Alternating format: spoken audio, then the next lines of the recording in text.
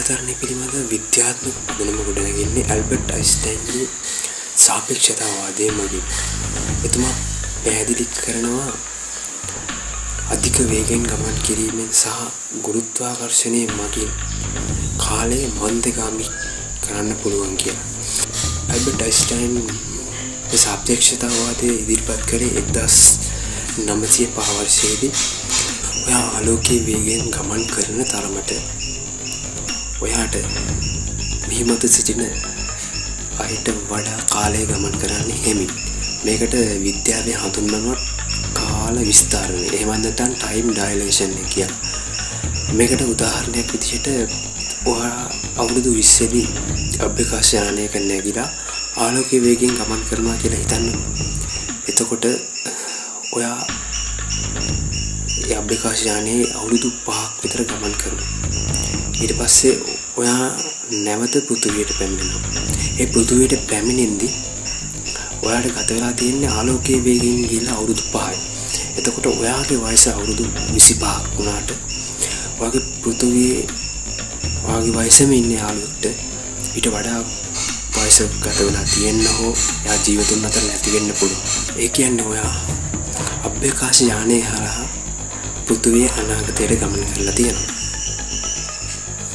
නමුත් මේ වෙන විට ඒ වගේ ආලෝකයේ වේගයෙන් ගමන් කිරීමට පුළුවන් වේගයක් අපිට ළඟා කරගන්න බැරි වෙලා තියෙනවා මේ වෙන විට. නමුත් සෛද්ධාන්තිකව මේ தත්ත්වය පිළිගෙන තියෙනවා. ඒ කෙසේ වෙතත් ඇල්බර්ට් අයින්ස්ටයින් විසින් ඉදිරිපත් කරපු සාපේක්ෂතාවාදීන තවත් සංකල්පයක් තමයි කිසිම විශ්වීය වස්තුවකට ආලෝකයේ වේගය ඉක්මවා යන්න බෑ කියන එක. ඒ කියන්නේ අපි ආලෝකයේ වේගයට ඉතා ආසන්නව වේගයක් ළඟා කරගන්න පුළුවන් වුණත් අපිට අනාගතේ ගමන් කරන්න පුළුවන් වෙන්නේ එක්තරා කාල සීමාවක් වෙනකන් විතරයි. ඒ කියන්නේ අපිට අනාගතයට ගමන් කිරීමේ හැකියාවක් තිබුණත් අතීතයට ගමන් කිරීමේ හැකියාව පිළිබඳව ගැටලුකාරී තත්ත්වයක් තමයි මේ වන විට තියෙන්නේ. විද්‍යාඥයින් මේ සඳහා අතීතයට ගමන් කිරීම සඳහා වෝම් හෝල් නැමැති සංකල්පය ඉදිරිපත් කරලා තියෙනවා. ඒ කියන්නේ අභ්‍යවකාශයේ සහ කාලයේ කෙටිමං වගේ දෙයක්. ප්‍රායෝගිකව ඒ වගේ දෙයක් නිර්මාණය කරන්න හෝ ඒ වගේ දෙයක් ස්ථාවරව පවත්වා ගන්න තාමත් අපිට හැකියාව ලැබිලා නැහැ. කාලතරණය ගැන කතා කරද්දී කතා නොකරන බැරි දෙයක් තමයි පැරඩොක්සස්. මේකෙන් ජනප්‍රියම පැරඩොක්ස් එක තමයි ග්‍රෑන්ඩ්ෆාදර් පැරඩොක්ස් එක. මේකෙන් කියවෙන්නේ ඔය අතීතයට ගිහිල්ලා සීයාව මැරුවොත් මොනවා වගේ දෙයක් වෙයි. ඒ කියන්නේ ඔය අතීතයට ගිහිල්ලා සීයා ඉපදෙන්න කලින් එයාව මරලා දානවා. එතකොට ඔයා ඉපදෙන්නෙත් නෑ. එතකොට ඔයාට අතීතයට ගිහිල්ලා සීයා මරන්නත් බෑ. ඉතින් මේක පැරඩොක්සස් එකක්. ඒ කියන්නේ මේක කවදාවත් ඉවරයක් වෙන්නේ නැහැ. මේක ලූප් එකක් වගේ නැවත සිදුවීමක් තමයි මේකෙන් වෙන්නේ. සමහර විද්‍යාඥයන් කියනවා ඔයාට අතීතයේ කිසිසේත්ම වෙනස් කරන්න බෑ කියලා.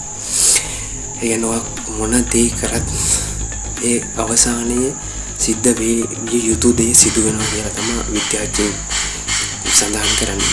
මේක විද්‍යාඥයන් සහ දාර්ශනිකයන් තවමත් සාකච්ඡා කරනවා. ඒ වගේම දෙපට විවිධ ගැටලු ඇති වෙමින් පවතිනවා. ඇත්තට මේකට තාමත් නිශ්චිත පිළිතුරක් කිසිම විද්‍යාඥයෙක් හෝ දාර්ශනිකයෙක් ඉදිරිපත් කරලා නැහැ මේ වන විට. ඉතින් අවසාන වශයෙන් කියන්න තියෙන්නේ කාලතරණය අපිට කරන්න පුළුවන්ද? විද්‍යාවට අනුව න්‍යායාත්මකව අනාගතයට ගිහින් එන්න පුළුවන්කම තියෙනවා. නමුත් අතීතයට යෑම තාමත් ගැටලු සහගතයි. ඉතින් ඒ පිළිබඳව තාම තාක්ෂණික ගැටලු ඉඩහා බොහෝ පරස්පරතා අපිට තවත් තියෙනවා. ඒ පිළිබඳව අපිට බොහෝ දේවල් ඉගෙන ගන්න තියෙනවා. ඉතින් ඔයා මේ ගැන මොකද හිතන්නේ? කාලතරණය කරන්න පුළුවන් වුණොත් ඔයා යන්නේ අතීතයටද එහෙමත් නැත්නම් අනාගතයටද? ඒ පිළිබඳව ඔයාගේ තියෙන අදහස ඉදිරිපත් කරන්න කමෙන්ට් කරන්න. ඉතින් මේකේ මේ පළවෙනි වීඩියෝ එක මේකේ ගොඩක් අඩුපාඩු ඇති. ඒ දේවලුත් සඳහන් කරන්න අමතක කරන්න එපා. තවත් වීඩියෝ එකකින් අපි ඉක්මනින් හමු වෙමු.